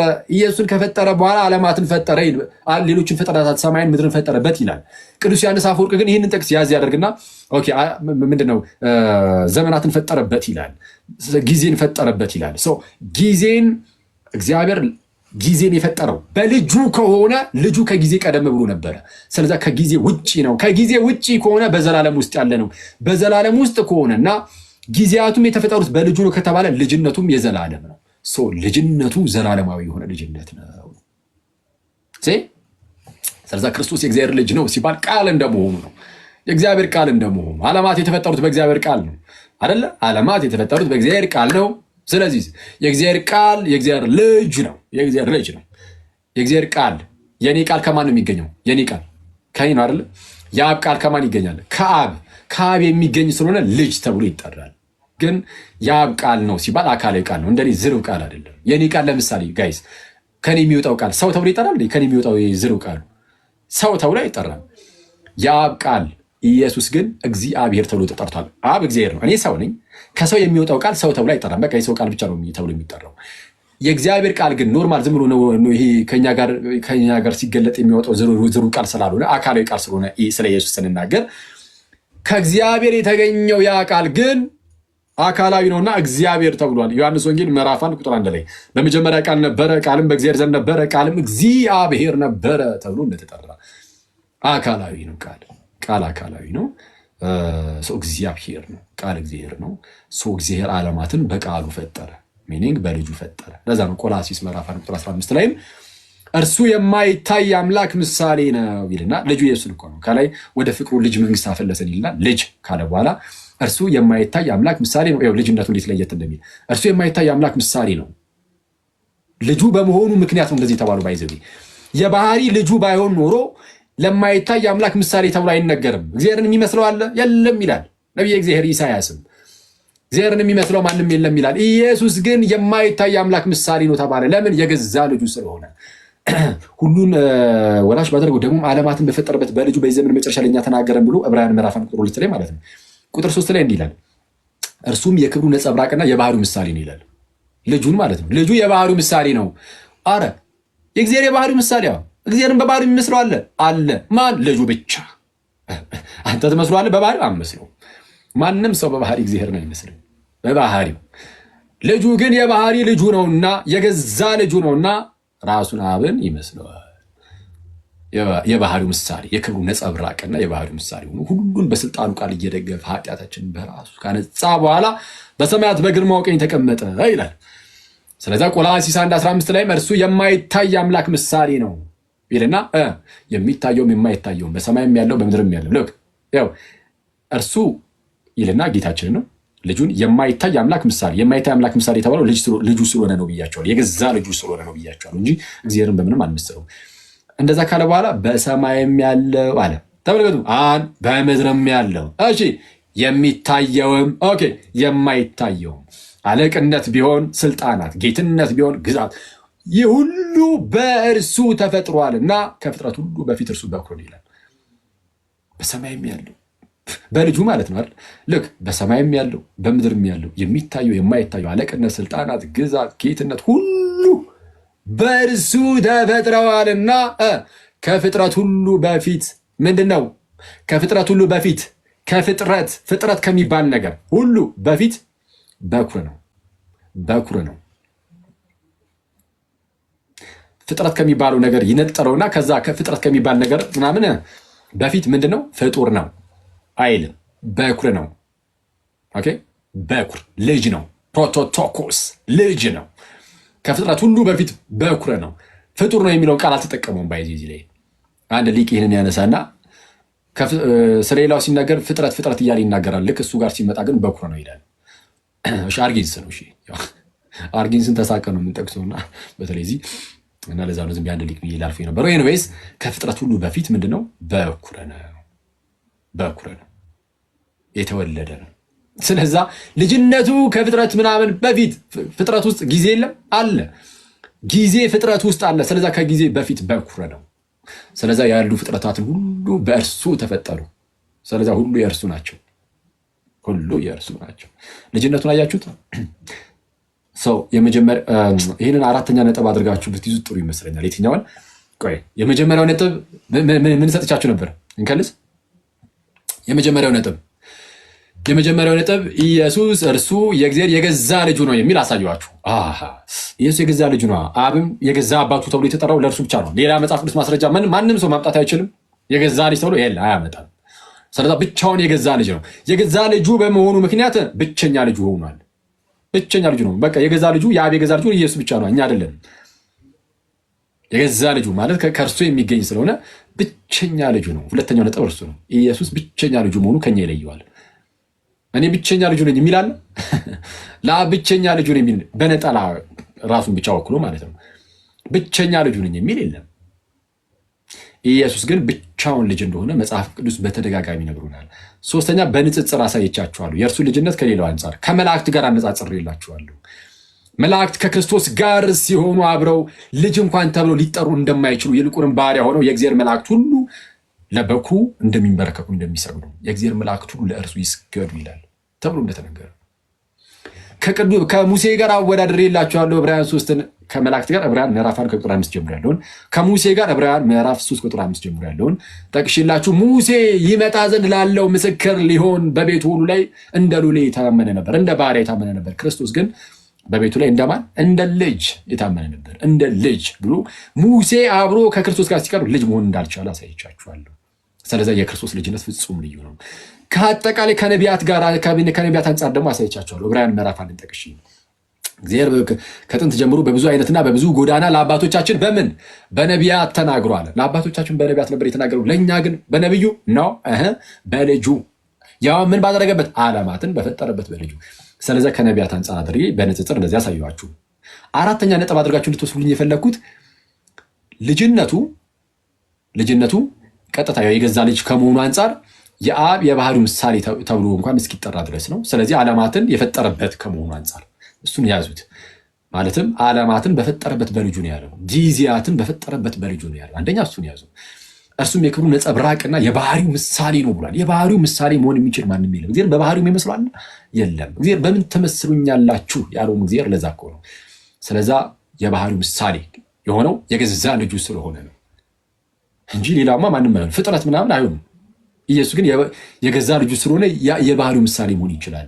ቆላሲስ ይሄ ዕብራውያን 1:3 ላይ ነው። ቆላሲስ 1:15ንም ጠቅሼላችሁ ነበር። የማይታይ አምላክ ምሳሌ ይለውና የማይታይ አምላክ ምሳሌ ይለውና እሺ ከዛስ በሰማይም ያለው በምድርም ያለው የሚታየውም የማይታየው አለቅነት፣ ስልጣናት፣ ግዛት፣ ጌትነት ሁሉ በእርሱ ተፈጥረዋልና ከፍጥረት ሁሉ በፊት እርሱ በኩር ነው ይላል። ስለዛ የማይታይ አምላክ ምሳሌ ሆኖ የገዛ ልጁ ከመሆኑ አንጻር ነው እና ከፍጥረት አንጻርም ይሁት ዓለማት ሁሉ የተፈጠሩት ጊዜያት ሁሉ የተፈጠሩት በእርሱ ስለሆነ ከጊዜ በፊት ነውና ከዘላለም ነው ደግሞ የእርሱ ልጅነት። ስለዚህ ይለያል። ከዘላለም ልጅ ሆኖን ከራስ ጋር ታነጻጽራለህ እንዴ? ማይ ብራዘር የባህሪ ልጅ ሆኖ ወይም የገዛ ልጁ የሆነውን እርሱን ከራስ ጋር አታይት አይነጻጸርም። እና ሰው የክርስቶስ ልጅነትን ከዚህ አንጻር ልንመለከተው ይገባል። እና ኢየሱስ በዚህ ደረጃ ከሆነ ልጅነቱ የመጻፋቸው ምክንያት ራሱ ይሄ ሆኖ ልናገኘው እንችላለን። ለምሳሌ ዮሐንስ ወንጌል ታላቅ የሆነ ወንጌል አይደለ? ኢየሱስ የእግዚአብሔር ልጅ የሚለውን ሰዎች እንዲያምኑ ተብሎ የተጻፈ ነው። ዮሐንስ ወንጌል ማስረጃ ዮሐንስ ወንጌል ምዕራፍ 20 ቁጥር 31 ላይ ኢየሱስ እርሱ ክርስቶስ የእግዚአብሔር ልጅ እንደሆነ ታምኑ ዘንድ አምናችሁም በስሙ ሕይወት ይሆንላችሁ ዘንድ ይህ ተጽፏል አለ። ወንጌሉ የተጻፈው እኮ አለ ዮሐንስ ኢየሱስ እርሱ ክርስቶስ የሕያው እግዚአብሔር ልጅ እንደሆነ እንድታምኑ አምናችሁም ደግሞ በስሙ ሕይወት ይሆንላችሁ ዘንድ ይህ ተጽፏል አለ። ስለዛ የተጻፈው የወንጌል መጽሐፍ እንኳን ምክንያት ነው። ታዲያ እንደ ማንኛውም ዝም ብሎ ልጅ ከሆነ የወንጌል መጽሐፍ እንኳን ምክንያት እስኪሆን ድረስ ይሆናል? እንዳይሆንም እኮ አክሊል የእግዚአብሔር ልጅ እንደሆነ እንድታውቁና በስሙ ሕይወት እንዲሆንላችሁ የተጻፈው ሊባል ነው እንዴ? አይባልም። ኢየሱስ የገዛ የአብ ልጅ ነው። ይህንን ማመን ደግሞ ሕይወት ነው። ከዚህ ሕይወት የሚነጥልን ደግሞ አንዳች አይኖርም። ከዚህ ሕይወት ሊነጥለን የሚችል ማን ነው? ከዚህ ሕይወት ምክንያቱም ኢየሱስ የእግዚአብሔር ልጅ እንደሆነ ማመን በስሙ ሕይወት እንድናገኝ የሚያደርገን ነው። ይህንን የሚቃረን ካለ ሕይወትን የሚቃረን ነው። ስለዛ ይህንን ልብ ልንለው ይገባል። ስለዛ በዚህ ምክንያት ኢቨን አንድ ሰው መዳን ሲፈልግ ለመጠመቅ አስቀድሞ ይሄኛው እንደ ፕሪኮንዲሽን ይጠይቃል። ኢየሱስ የእግዚአብሔር ልጅ እንደሆነ ታምናለህ ተብሎ መጠየቅ አለበት ማለት ነው አይደል? እንደዛ ነው። ለምሳሌ በሐዋርያት ሥራ ምዕራፍ 8 ላይ ኢትዮጵያዊ ጃንደረባ ኢትዮጵያዊ ጃንደረባ የኢሳያስን መጽሐፍ እያነበበ በሰረገላ ሲሄድ ሳለ ትላለች። ፊልጶስ ያገኘዋል። መንፈስ ቅዱስ ፊልጶስን ይልከዋል ወደ እርሱ ይልከውና ታሪኩን ታውቁታላችሁ። ሄዶስ ወንጌልን ሰበከለትና ሲሄዱ ውሃ አገኘ። እነሆ ውሃ እንዳልጠመቅ የሚከለክለኝ ምንድር ነው አለ። እነሆ ውሃ እንዳልጠመቅ የሚከለክለኝ ምንድን ነው አለ ኢትዮጵያዊ ጃንደረባ። ከዛ ፊልጶስ መለስ አደረገና ምን አለ? ኢየሱስ የእግዚአብሔር ልጅ እንደሆነ ካመንክ ተፈቅዶልሃል። ካመንክ ተፈቅዶልሃል አለ። ኢየሱስ የእግዚአብሔር ልጅ እንደሆነ አምናለሁ አለ። ካመንክ ተፈቅዶልሃል አለ። ሶሪ ካመንክ ተፈቅዶልሃል ሲለው ምን አለ? ኢየሱስ የእግዚአብሔር ልጅ እንደሆነ አምናለሁ። ስለዚህ ለመጠመቅ እንደ ፕሪኮንዲሽን እንኳን ሆነ ኢየሱስ የእግዚአብሔር ልጅ ነው የሚለውን ማመን ማለት ነው። ስለዚህ ይሄ የስብከት ሳይቀር ርዕስ ሆነ ማለት ነው። ምን ሆነ ይህ ነገር? ኢየሱስ የእግዚአብሔር ልጅ የሚለው የስብከታችን ሁሉ ርዕስ ነው። የስብከታችን ቁንጮ ነው። ቅዱስ ጳውሎስ አሳዳጅ ነበር እንደምታውቁትና ክርስቲያኖችን ያሳደደ የነበረ ነው። የመጀመሪያው ሰማዕቱ ቅዱስ እስጢፋኖስ ተወግሮ በሞተ ሰዓት የተርሴሱ ሳውል ወይም ጳውሎስ የምንለው ማለት ነው። ቅዱስ ጳውሎስ በጣም የምንወደው አባታችን መምህራችን ጳውሎስ በሰዓቱ ወደ ክርስትና ስላልመጣ አንድ ጎበዝ ተብሎ ተጠቅሷል። እዛ ጋር የገዳዮቹን ልብስ ይዞ ይተባበር ነበር በእስጢፋኖስ መሞት እና አውግስትን ምን ይላል? እንደውም እዛ ላይ እስጢፋኖስ ይጸልያል፣ ጌታ ሆይ የሚያደርጉትን አያውቁምና ይቅር በላቸው ብሎ ጸልዮ አልነበረ? ያ የእስጢፋኖስ ጸሎት ያ በጥበብ የተሞላው በእግዚአብሔር ጸጋ የተሞላው ሰው ማለት ነው። እንደዛ ተብሎ ተገልጾለታል ባይዚ እስጢፋኖስ እና ይኸው በሳውል ላይ ይታያል ይላል። የሚያደርጉትን አያውቁምና ይቅር በላቸው ጌታ ሆይ ብሎ ጸልዮ አልነበረ? ሳውልን ጌታችን ከዛ ውስጥ ይወስደዋል። በደማስቆ ክርስቶስ ኢየሱስ ያገኘውና ሳውል ሳውል ስለምን ታሳድደኛለህ? ጋይስ ክርስቲያኖችን ማሳደድ ኢየሱስን ማሳደድ ነው። ክርስቲያኖችን ማሳደድ የተከበረ ህዝብ ነው። ክርስቲያን ብልጫ አለው። በምድር ላይ ስንኖር አይደለም ማለት በምድር ላይ እንደው አብረህ ትኖራለህ ተቻችለህ ተፋቅረህ ምናምን። በመንፈሳዊ ዓለም ግን በፈጣሪ ዘንድ ግን ክርስቲያን ብልጫ ነው። የእግዚአብሔር ህዝብ ነው። በእግዚአብሔር መንግስት ውስጥ ያለ ነው። ስለዚህ ክርስቶስ ማን ነው? ይህንን ህዝብ ይህንን የእግዚአብሔር ህዝብ እነዚህን ክርስቲያኖችን ይህን የእግዚአብሔርን ህዝብ መንካት ማለት ክርስቶስን መንካት ነው። እንዴ በዛ ደረጃ ነው። ይህንን ህዝብ እኛ እንደው ለእግዚአብሔር ህዝቦቹ እንሁንለት እንጂ በህይወታችን አስቀያሚ ሆነን ክርስቶስን ማሳየት ከበደን እንጂ የምድርም የእግዚአብሔር ህዝብ እንሁንለት እንጂ የእግዚአብሔርን ህዝብ መንካት ማለት የክርስቶስን ህዝብ መንካት ማለት ክርስቶስን መንካት ነው። ስለዛ ምን አለው ጌታችን ኢየሱስ ጳውሎስን ሲያሳድድ ስለነበረ ክርስቲያኖችን፣ ሳውል ሳውል ስለምን ታሳድደኛለህ? ኧረ አንተ ማነህ ጌታ ያለው? አንተ የምታሳድደኝ የናዝሬቱ ኢየሱስ ነኝ አለው። አንተ የምታሳድደኝ እንዴት አሳደደው? ክርስቲያኖችን በማሳደድ። ክርስቲያኖችን ማሳደድ ክርስቶስን ማሳደድ ነው። ክርስቶስን የሚያሳድድ ካለ ዋጋውን ነው የሚያገኘው። ባይዘይ በፍርድ ቀን ዋጋውን ያገኛል። ግን እኛ ለክርስቶስ ህዝቡ እንሁንለት። ክርስቶስን መምሰል መለማመድ አለብን እና እንደዛ ነው እናንተ ሰዎች። ስለዚህም ጳውሎስ ይቅርታ ይህን ያነሳውበት ምክንያት ምንድን ነው? ጳውሎስ ወደ ክርስትና ተመልሶ ማለት ነው። ሐዋርያት ሥራ ምዕራፍ 9 ላይ ነው አይደል ያለው ታሪኩ። ሐዋርያት ሥራ ምዕራፍ 9 ላይ ከሐናንያ ጋር ምናምን ተገናኝቶ ምናምን ነገር 22 ምዕራፍ ላይም ታሪኩ ያው ይነገራል በጳውሎስ። ግን ያው ሲኩዌንሱን ጠብቀን ስንሄድ ሐዋርያት ሥራ 9 ምዕራፍ አካባቢ ላይ ነው የሚመጣውና ገና ከመምጣቱ በምኩራቦቻቸው ገብቶ ይላል። ሐዋርያት ሥራ ምዕራፍ 9 ቁጥር 20 ላይ ወደ ምኩራቦቻቸውም ገብቶ ኢየሱስ የእግዚአብሔር ልጅ እንደሆነ ይሰብክ ጀመራል።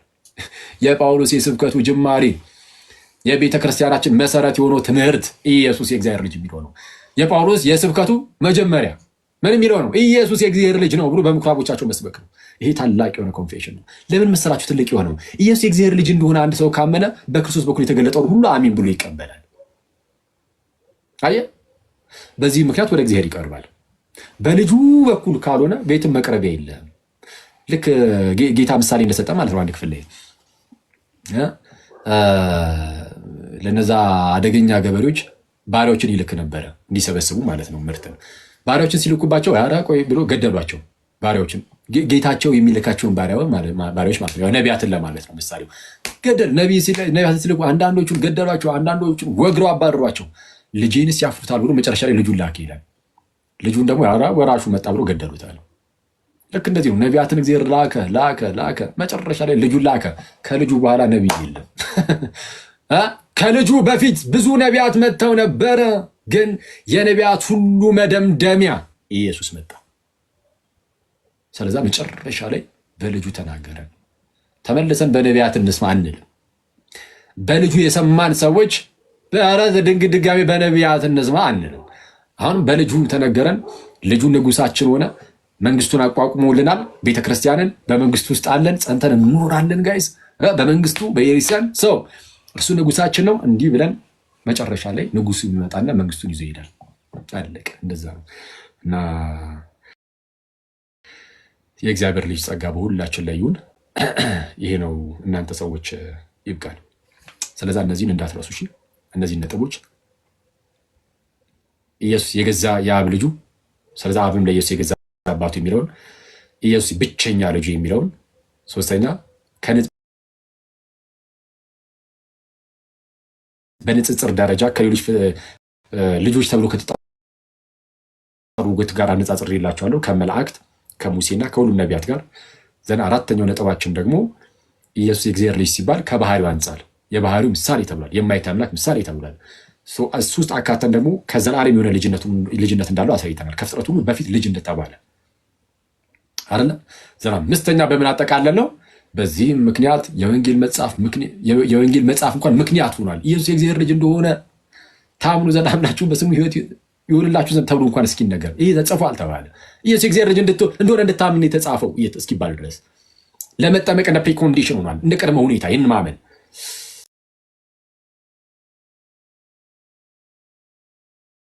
ስለዛ ትልቅ ነገር ነው ማለት ነው። እንደ ማንኛውም አይደለም፣ እንደ ማንኛውም ልጅነት አይደለም ማለት ነው። የጳውሎስ የመጀመሪያው ስብከቱ እንደሆነ አይተናል። ጳውሎስ ገና ወደ ክርስትና ከመምጣቱ ኢየሱስ የእግዚአብሔር ልጅ እንደሆነ በምኩራቦቻችሁ መስበክ ጀመረ ነው የሚለን። በዚህ ደግሞ ጨረስን ማለት ነው። ስለዛችን ያዝ አድርጉና ይሄ እንዲህ ተብሎ ምናምን አቀላጥፏት ምናልባት ዩቲዩብ ላይ ምናምን ሊለቀቅ ስለሚችል ሌሎች ዩቲዩቦች ላይ ወይ ከሱ ላይ ምናምን ቢሆን ትንበሩ ወይ ደግሞ ቴሌግራም ላይ ኑና በሉ ሐዋርያዊ መልሶች የሚል የቴሌግራም ቻናል አለ። ግሩፑን አይደለም፣ ግሩፑን ሪኮመንድ አደረግም። የዱርዬ ስብስብ ቀስ ብላችሁ እየተላመዳችኋቸው ተቀላቀሏቸው እና ቻናሉን ግን ተቀላቀሉና አክቹዋሊ ቻናሉ ግን ዝም ብላችሁ ግቡበትና እዛ ላይ አስቀምጥላችኋለሁ። ጥቅሶቹን አስቀምጬላችሁ ታዩትና በደንብ ትለማመዱታላችሁ። መጀመሪያ እናንተን ይዋሃዳችሁ ምናምን፣ ከዛ በኋላ ያው ታውቁታላችሁ። በርግጡላችሁ ዝም ብላችሁ ያዟትና ጥቅሱን ተጠቀሙት ከጓደኞቻችሁ ጋር በመስሪያ ቤት፣ በትምህርት ቤታችሁ፣ ዩኒቨርሲቲ፣ ሃይስኩል ምናምን እና በየትኛውም አጋጣሚ እንደዛ ተጠቀሙ። በቤታችሁ ውስጥ ለተናናሽ ወንድሞቻችሁ፣ እህቶቻችሁ፣ ለኩዮቻችሁ፣ ለወንድሞቻችሁ እንደዛ ለማጋራት ትሞክራላችሁ ማለት ነው። ይብቃል። ኮሜንት ልክፈትላችሁና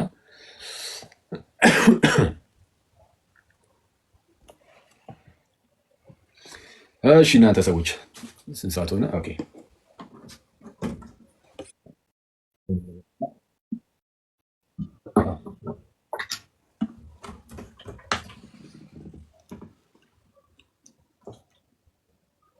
ውሃ እንጠጣለን አይሻልም? ጋይስ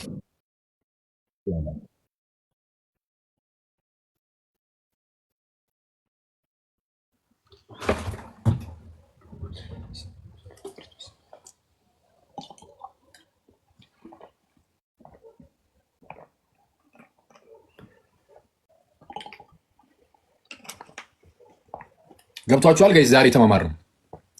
ገባችሁ? ትምህርታችን ምናምን ዛሬ ተማማር ነው። ግልጽ ይመስለኛል አይደል?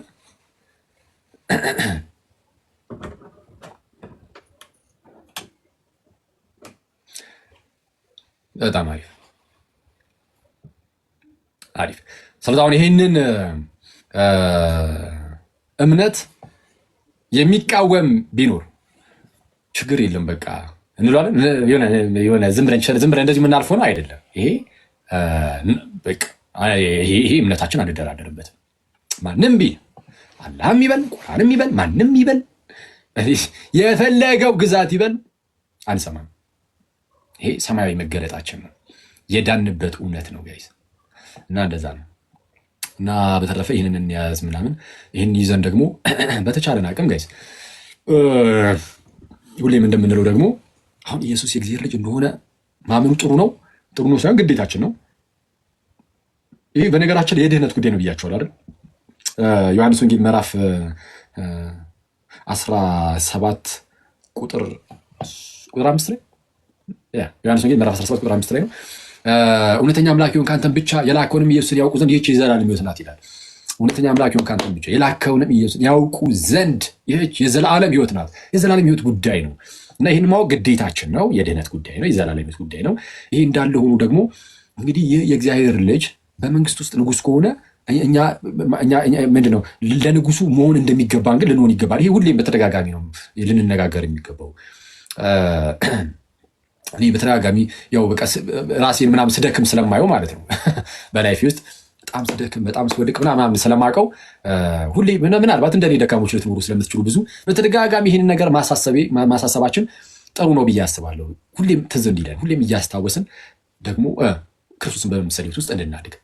እሺ ሁሌም ቢሆን እግዚአብሔር እንዳላቸው ህዝቦች ንጉስ እንዳላቸው ህዝቦች ነው መኖር ያለብን። እሺ ንጉስ እንዳለው ህዝብ ንጉስ አለን እኛ። ኢየሱስ ንጉሳችን ነው። እሺ ንጉሳችን ነው። ምንድነው በደንብ እየጠነከራችሁ ምናምን ያላችሁ ልጆች፣ እየጠነከርን ያለን ሰዎች፣ ወደ እግዚአብሔር በመቅረብ ላይ ያለን ሰዎች ምናምን ልባችሁ ውጥር ነገር እንዳንል በጣም መጠንቀቅ አለብን። ያኔ የምንወድቅባት ያቺ ኢንስታንት የወደቅንባት ኢንስታንት ናት። እንወድቃለን። ሁሌ መመካታችንን በእግዚአብሔር ላይ ማድረግ። ተመልከቱ፣ ወደ እግዚአብሔር እየቀረብን ያለን ሰዎች ካለን፣ እንደው እየበረታን ያለን ሰዎች፣ ከትላንት ዛሬያችን ይሻላል የምንል ሰዎች ካለን ይህንን የሚያደርገው በእናንተ የሚኖረው የልጁ የኢየሱስ ክርስቶስ መንፈስ ነውና የእርሱ ጸጋ ነውና ጸጋውን የሚረዳችሁ የሚያግዛችሁ ጸጋው ነውና እግዚአብሔር ያመሰግናለሁ ብላችሁ ዝም ብላችሁ እንደው ሁሌም እናንተ አቅመ ቢስ እንደሆናችሁ ብቻ እያሰባችሁ ፍክት ብላችሁ ኖሩት። እሺ ሁሌም ደካማ እንደሆናችሁ አቅመ ቢስ እንደሆናችሁ በተአምር እንዳትረሱት፣ እንዳንረሳው። አቅመ ቢስ እንደሆንን ጸጋው ብቻ ነው የሚያግዘን፣ ጸጋው ነው የሚረዳን እና እሱን ሁሌም እንዳይረሳ። በኃጢአት ደግሞ በቃ አልችል ብለን ደግሞ እዛው ምን እንደፋደፍ ደግሞ የኔ ቤቶች ኃጢአትን የምታደርጉ ምናደርግ በቃ የሆነ አቅም ያነሰን ሰዎች ካለን ደግሞ በቃ ኃጢአት እየሰራው ነው ክርስቶስን ምን ብዬ አስበዋለሁ? ኧረ ሼም ነው እንደው በቃ ምን የሆነ ወይ ንስሐ በገባ በቅዱስ ቁርባን በቁርብ ኖሮ እሺ እንደው ስለ ክርስቶስም አስባለሁ። ምን አሁን እኔ በቃ ኃጢአተኛ ነኝ፣ በቃ አንድ ቀን እንደው እግዚአብሔር ያለልኝ ቀን ማሰብ ጀምራለሁ። በፍጹም እንዳትሉ እንደዛ። ኃጢአት ውስጥ ብንሆን ራሱ ክርስቶስን ግን ሁሌም ከልባችን እንዳናወጣው። ምክንያቱም ከዛ ካለንበት ውድቀት ውስጥ የሚያወጣን በልባችን ውስጥ ያለው ጌታችን ኢየሱስ እንጂ ሌላ ማንም አይደለም። ጸጋው እንዲያግዘንና ጸጋው እንዲረዳን ሁሌም ክርስቶስ ኢየሱስን እናስበው። በጣም ድካም ውስጥ ሆነ ክርስቶስን ግን አስበው። በቃ ድካም ውስጥ ነኝ ጌታ ሆይ እስቲ አንተ ታውቃለህ፣ በቃ አንተ አግዘኝ። አይቷል ሲምፕሉ በቃ ቀላሉ ሲምፕሉ ችግር የለም ቀላሉንና በቃ አንተ አግዘኝ፣ አንተ እርዳኝ እና ጸጋው ነው የሚያግዘን የሚረዳን። ስለዛ እየበረታን ያለን ሰዎች በተአምር በራሳችን እንዳንመካ የመውደቃችን ትልቁ ምክንያት እሱ ነው የሚሆነው። ስለዛ እንዳንወድቅ ሁሌም እኛ አቅመ ቢስ እንደሆነና ጸጋው ብቻ እንደሚረዳን በእግዚአብሔር ብቻ እየተመካን የምንኖር እንሁን። ተሰነካክለን የምንወድቅ በውድቀት ውስጥ ዝም ብለን እዛው ያለን ብቻ ሰዎች ካለንም ተስፋችን ክርስቶስን ከልባችን ውስጥ እንዳናወጣው። ያኔ ነው እውነተኛው ሞት ማለት ያ ነው። ተስፋችን ክርስቶስን ከልባችን ያወጣ ነው ቀን ነው። በኃጢአት ውስጥ እዛው መመላለሳችን አይደለም፣ እሷ አይቻልም። ግን አደገኛ አወዳደቅ ማለት ግን የውድቀትም ውድቀት ማለት ግን ክርስቶስን ተስፋችንን ከልባችን ውስጥ ያወጣ ነው እንደሆነ ነው። ያኔ በቃ እንወጣማ። ተስፋችን ክርስቶስ በልባችን ጸንቶ ይኖር። እንደዛው ይመስለኛል። እና እንደ ሪኮሜንዴሽን የአቡነ ሽኖዳ መጽሐፍትን አንብቡ።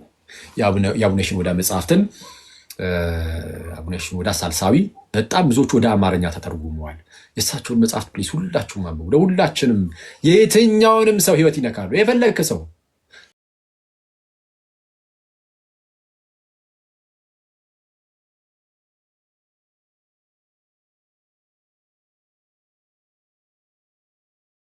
ያው በቃ ነገ ምናምን ያ ብዙዎቻችሁ ቤት አሁን ብታዩ ራሱ ይኖራል። ቤተሰቦቻችሁ በአንድም በሌላ ምክንያት ዝም ብለው ገዝተው ያስቀምጣሉ። ይኖራል ጉዞ ወደ እግዚአብሔር፣ መንፈሳዊ ሰው፣ የመንፈስ አርነት፣ የዲያብሎስ ውጊያዎች፣ መንፈሳዊ ውጊያዎች ምናምን የሚሉ እና መሰል መጽሐፍት አሉ። የንስሐ ህይወት ምናምን እና በእንግሊዝኛ ማንበብ የምትችሉ ካላችሁ የእንግሊዝኛውን ማንበብ ትችላላችሁ በነፃ እዛ ኢንተርኔት ላይ ያለላችሁ። የአማርኛውን ይህንን ይሁና እንደዛ አንድ ግዛ አለኝ ይቻላል። ኧረ ደግሞ እንደዚህ ብዬ ሀገር ህዝብ እንዳመጧ ግን ቆይ እስኪ የአቡነ ሽኖዳ መጽሐፍት ማድረግ እንችላለን። አንድ 10-15 መጽሐፍ መግዛት አንችልም? እንችላለን ብዬ አስብ። ርካሽ ስለሆነ በጣም ርካሽ ነበረ። እኔ አሁን ካልጨመረ 100 ብር ምናምን ነበረ። 100 ብር 100 ምናምን ብር ምናምን ስለሆነ ኖርማል እሰጣለሁ። እና እንደዛ ነው ምናምን። እናንተ ሰዎች ጨረስን።